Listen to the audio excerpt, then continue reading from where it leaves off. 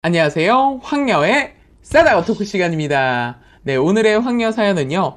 막내 시누이가 치매 걸린 아버지 재산 빼돌리려다 딱 걸려서 된통 당하게 된다는 내용의 사이다 사연입니다. 사연 읽기 전에 구독과 좋아요, 많은 공유 부탁드릴게요.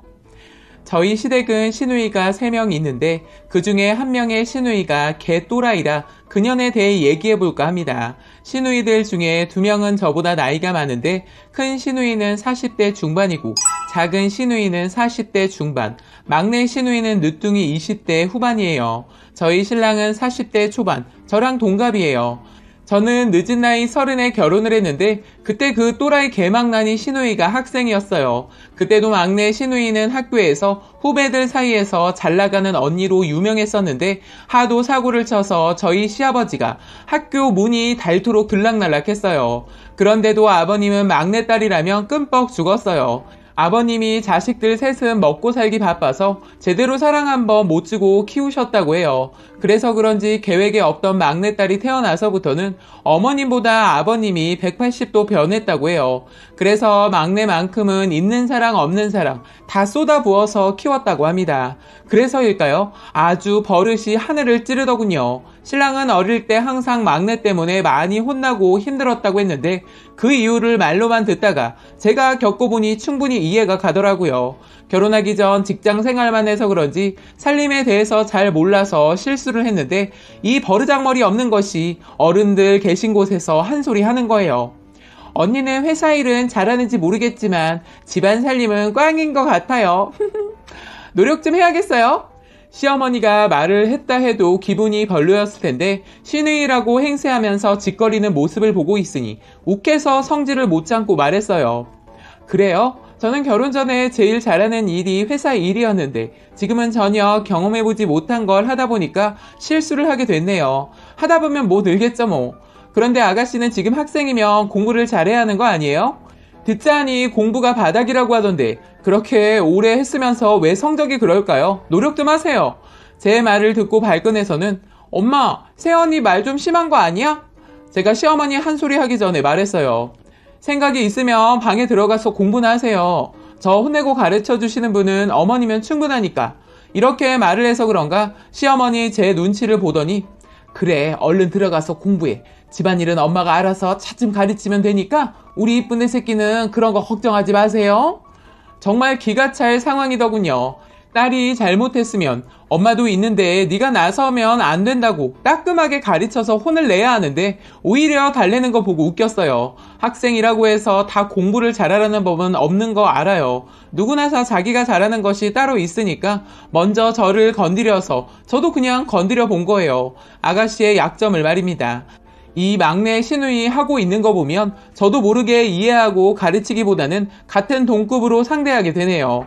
왜냐면 이런 애들은 아무리 좋은 소리 말을 하면 못 알아들어서 구체적으로 핵심만 꼬집어서 되돌려줘야 알아들어서 나름 그 방식을 택해서 쓰고 있어요. 시댁은 저희가 사는 곳에서 가까이 살아서 자주 가게 되는데 가기만 하면 부딪히는 막내 시누이 때문에 뚜껑 열려서 안 가고 싶을 때가 한두 번이 아니에요. 시아버지는 수시로 저한테 전화해서 시누이 픽업을 하라고 시키더라고요. 그래서 일 끝나고 피곤도 해서 못한다고 말했어요. 신혼 때는 몇 번이고 했는데 저도 임신을 하고 직장을 다니다 보니까 힘들어서 도저히 그것까지는 못하겠다고 했더니 오로지 막내딸 바보인 아버님이 한 소리 하대요.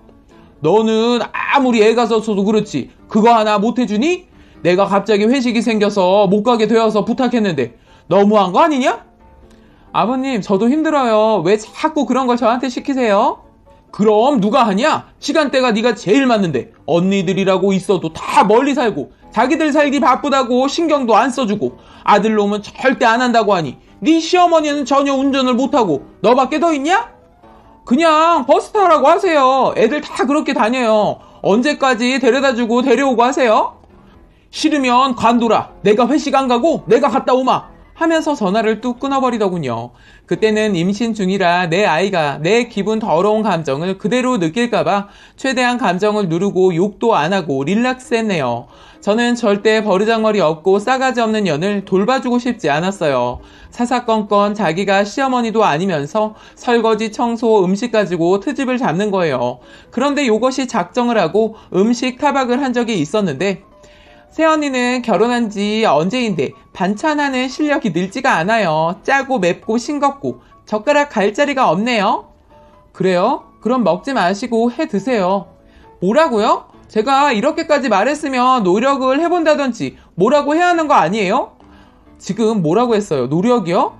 그거 제가 한 거 아니고 어머님이 하셨어요. 아직까지 엄마 손맛도 몰라요? 그리고 노력이라고 말 잘했는데 지금 고등학교 졸업한 지가 언제인데 아직도 백수로 집에서 놀고 있어요?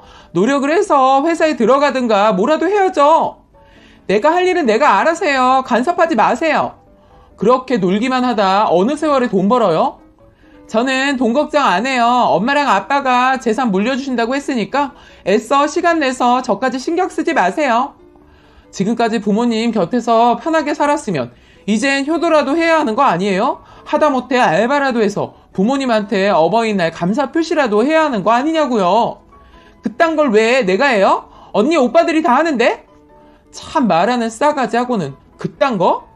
저도 모르게 감정을 누르지 못하고 말했더니 시아버지 발끈하시더군요. 내 자식은 내가 알아서 키운다. 아버님 아닌 건 아니라고 말하고 바로 잡아줘야죠. 언제까지 이럴 건데요? 아버님은 평생 아가씨 뒷바라지만 하고 아무것도 즐기지 못하시고 가실 거예요? 이젠 혼자 스스로 자기 몫 하나는 책임질 줄 알 나이예요. 제 말은 귓등으로도 안 듣고 더 이상 말하지 말라고 하더군요. 어이가 없어서. 그런데 그때 제 아이가 과자를 먹다 쏟은 거예요. 시아버지 한다는 소리가 네 자식이나 잘 키워. 저것 봐라. 한 곳에 차분하게 먹지도 않고 왔다 갔다 정신없게 저게 뭐냐?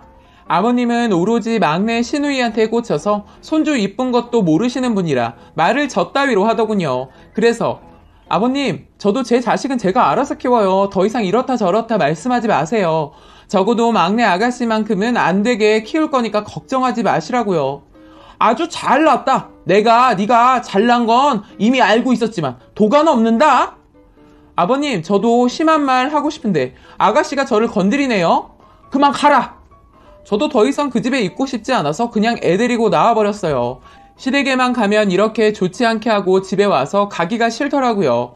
시누이가 백수로 놀고 있는데도 오냐 하시더니 아버님 결국 치매가 있는 상황에서 큰 사고를 치더군요.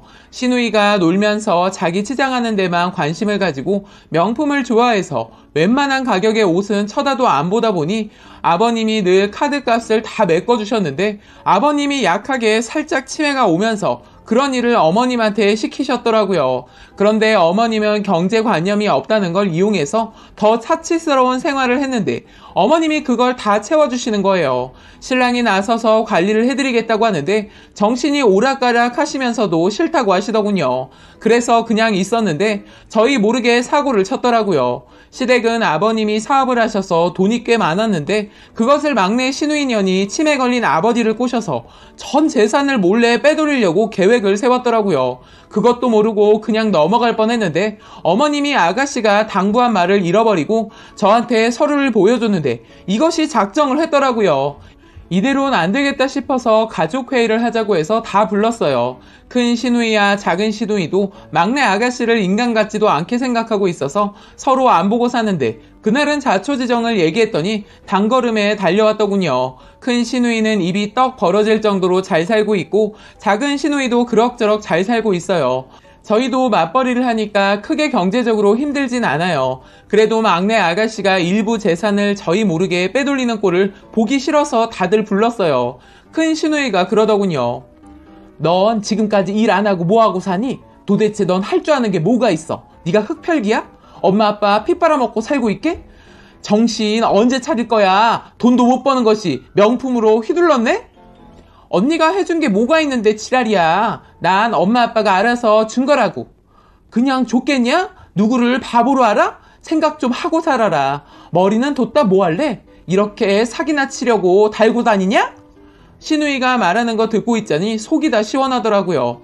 둘째 시누이도 너 이제 부모님 편하게 먹고 잘 살게 그만해. 그리고 아버지 이젠 치매까지 와서 요양원에 모셔야 하니까 이제는 부모님 재산 탐내지 마라. 그만큼 했으면 됐어. 내일 모레 30이면서 세상에 직장생활 한 번을 안 하는 사람이 세상에 어딨니? 너 양심 좀 있어라. 맞습니다. 막내 시누이년 지금까지 학교 졸업하고 쭉 놀았습니다. 놀면서 시부모님 재산으로 그동안 먹고 놀며 꾸몄죠. 아버님이 정신이 그나마 온전하실 땐 돈을 원 없이 받고 살았는데 치매가 심각해지면서 모든 것이 중단되자 아무것도 모르는 시어머니랑 치매 걸린 시아버지 꼬셔서 재산 빼돌리려고 작정하다 저한테 딱 걸려서 큰 시누이가 나서서 앞가름 맡아줬어요. 넌 앞으로 네 생활비는 네가 벌어서 써. 그리고 앞으로 일체 부모님 재산 혼자서 못 건드리게 법정 조치 취할 거고 어머니한테도 말해서 너한테 들어가는 거 중단하라고 할 거야. 그렇게 알아. 갑자기 그러면 어떡하라고. 네 물건 팔아서 쓰던 거 알아서 해. 작은 일부터 시작해서 직장 들어가. 네가 옷 좋아하니까 의류 매장 치작부터 하던가. 네 삶이니까 네가 알아서 해. 절대 부모님 재산 건드릴 생각 하지 마. 내가 그동안은 뒷짐지고 바라보고 있었는데 더 이상은 안 돼. 너 또 한 번 이런 짓 하면 2번 다신 가족들 못 보고 살 줄 알아? 그렇게 마무리하고 헤어졌어요. 다음날 바로 아르바이트 하더군요. 그런데 하루를 못 넘기고 그만두기를 몇 번 하더니 다시 놀더군요. 그 사이 시아버지는 치매가 더 심해져서 요양원에 입원하시고 시어머니랑 시누이가 함께 살고 있었는데 시누이 요것이 어머님 통장에 있는 거액의 돈에 손을 댔더군요. 그 사실을 알고 큰 시누이가 찾아왔고 막내 시누이 명품 옷이며 물건들을 마당에 죄다 내던지면서 나가라고 했어요. 내가 말했지? 가만두지 않겠다고. 너 이제 끝이야. 이렇게 정신 못 차릴 거면 나가서 살아. 일을 못하겠는데 어쩌라고. 욕을 하면서 반항을 하더군요. 너 싸가지 없는 건 알고 있었지만 인간 쓰레기구나. 어디서 욕을 해? 그리고 누군 일하고 싶어서 하니? 다들 그냥 참고 하는 거야. 너 엄마 돈 챙긴 거랑 이거 챙겨서 지금 안 나가면 바로 불 질러버릴 거니까 그렇게 알아?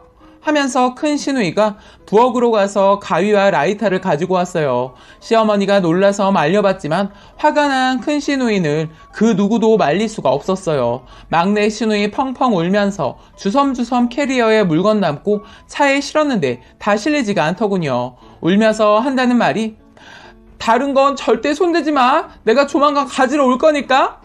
무서운 언니가 그동안 아버지 때문에 참고 있었다는 걸 알고 있어서 그런지 욕은 해도 순순히 말을 듣더군요.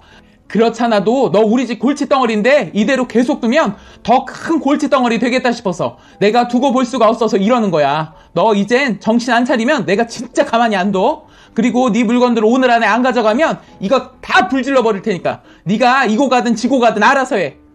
화가 잔뜩 난 큰 시누이가 시누이 옷 중 몇 개를 마구 찢고 가위로 잘랐어요. 막내 시누이냥 고함을 치면서 울다가 그것을 보고 뒤로 넘어가더군요. 아주 가관이 아니었어요. 바로 이삿짐에 전화해서 다 실어갔어요. 결국은 언니 무서운 줄 모르고 까불다가 막내 시누이 시댁에 2번 다시 발걸음 못하게 했어요. 시어머니 혼자 큰 집에서 살기 힘들 것 같다고 큰 시누이가 자기 집 근처로 모셔가면서 재산을 어느 정도는 나눴는데 큰 시누이가 나중에라도 막내 시누이 정신 차리면 준다고 따로 막내 거는 챙겨놨어요. 지금은 어디에서 뭐하고 사는지 다들 모르고 있는데 큰 시누이만 알고 있는 것 같더라고요. 한 번씩 찾아가서 뻘짓하면 가만두지 않고 온다는 말은 신랑한테 얼핏 들었어요. 한 성격하는 큰 시누이 덕분에 골칫덩어리 앞에서 안 보고 사니까 살 것 같습니다. 라고 사연 올려주셨습니다. 오늘의 사연 여기까지였고요. 많은 공유와 여러분들의 생각이나 느낀 점이 있다면 댓글로 표현해 보시기 바랍니다.